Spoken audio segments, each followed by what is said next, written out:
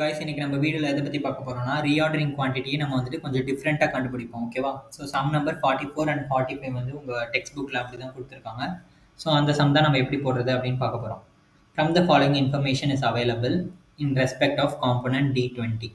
Maximum stock level கொடுத்துருக்காங்க, அப்புறமா maximum and minimum consumption கொடுத்துருக்காங்க, அப்புறமா estimated delivery period. Estimated delivery பீரியட்னா அது வந்துட்டு ரீஆர்டர் பீரியட், அதுதான் வந்துட்டு டிஃப்ரெண்ட்டான நேமில் கொடுத்துருக்காங்க. ஓகே, ஸோ அது வந்துட்டு மேக்ஸிமம் அண்ட் மினிமம் கொடுத்துட்டாங்க.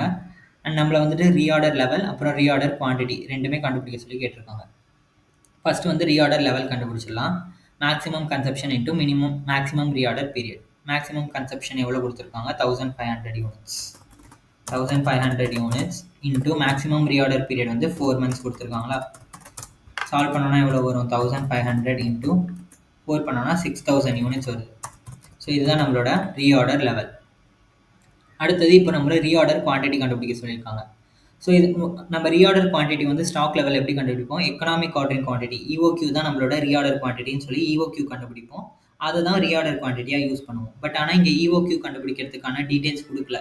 ஆர்டரிங் காஸ்ட், ஹோல்டிங் காஸ்ட், அந்த டீட்டெயில்ஸ்லாம் கொடுக்கவே இல்லை.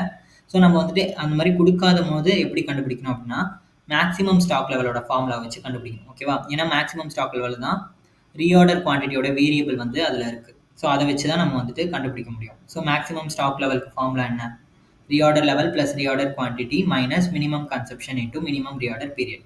ஸோ இப்போ மேக்ஸிமம் ஸ்டாக் லெவல் ஆல்ரெடி கொஷின்லேயே கொடுத்துட்டாங்க. ஓகேவா?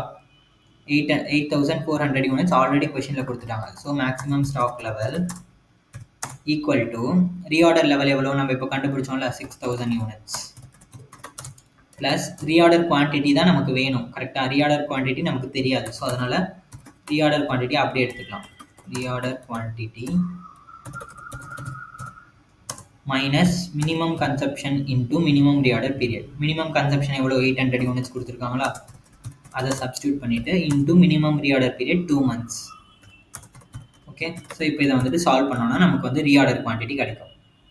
ஓகேவா? 8400 units equal to 6000 units plus reorder quantity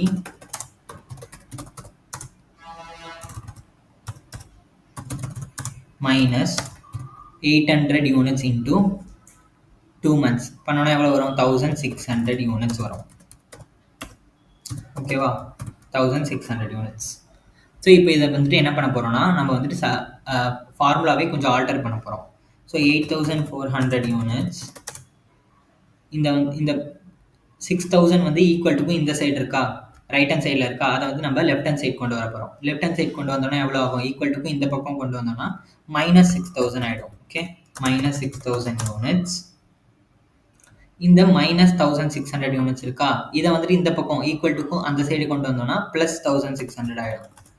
+1600 units equal to reorder குவான்டிட்டின்னு ஆகிடும் ஃபார்முலா.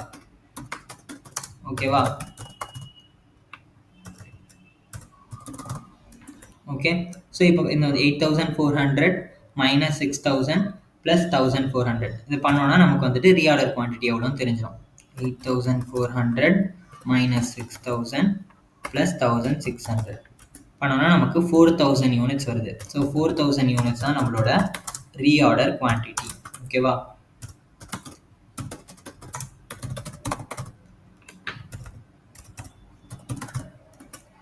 ஓகே, ஸோ நமக்கு EOQ டீடைல்ஸ் கொடுக்கலன்னா ரீஆர்டர் குவான்டிட்டி இந்த மாதிரி தான் நம்ம கண்டுபிடிக்கணும். ஓகே, ஸோ இந்த சம் அவ்வளோதான். ஓகே, அடுத்த sum number 45. So from the following data available find out reorder level and reorder quantity. Same நம்ம இதுக்கு முன்னாடி பார்த்தோம் இல்லையா, அதே சம் மாதிரி தான் இங்கேயும்.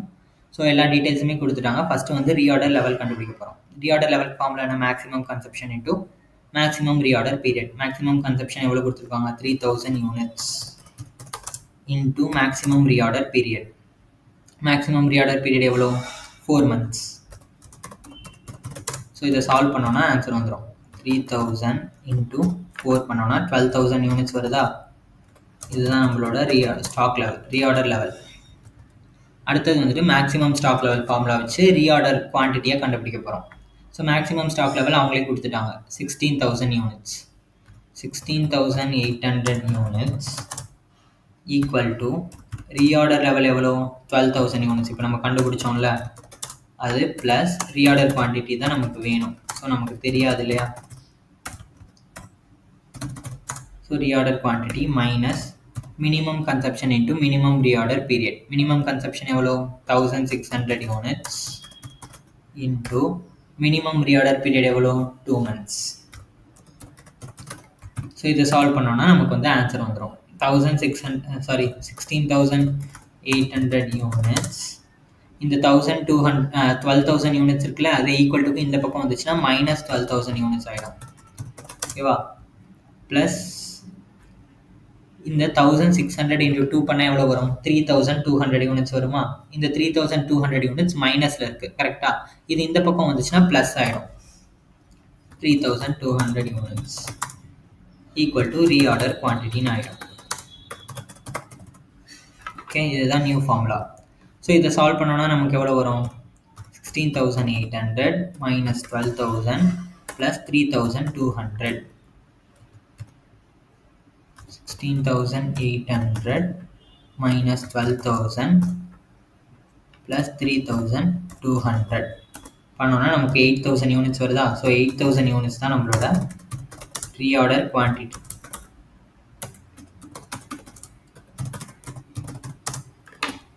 ஓகே, ஸோ இப்படி தான் நம்ம ரீஆர்டர் குவான்டிட்டி கண்டுபிடிக்கணும். இஓக்யூவோட டீட்டெயில்ஸ் கொடுக்கலன்னா ரீஆர்டர் குவான்டிட்டி இந்த மாதிரி தான் கண்டுபிடிக்கணும். ஓகே, ஸோ இந்த வீடியோ உங்களுக்கு புரிஞ்சிருக்கும்னு நினைக்கிறேன். நெக்ஸ்ட் வீடியோவில் இன்னொரு சம் எப்படி போட்டது அப்படின்னு பார்க்கலாம். ஓகே, பாய்.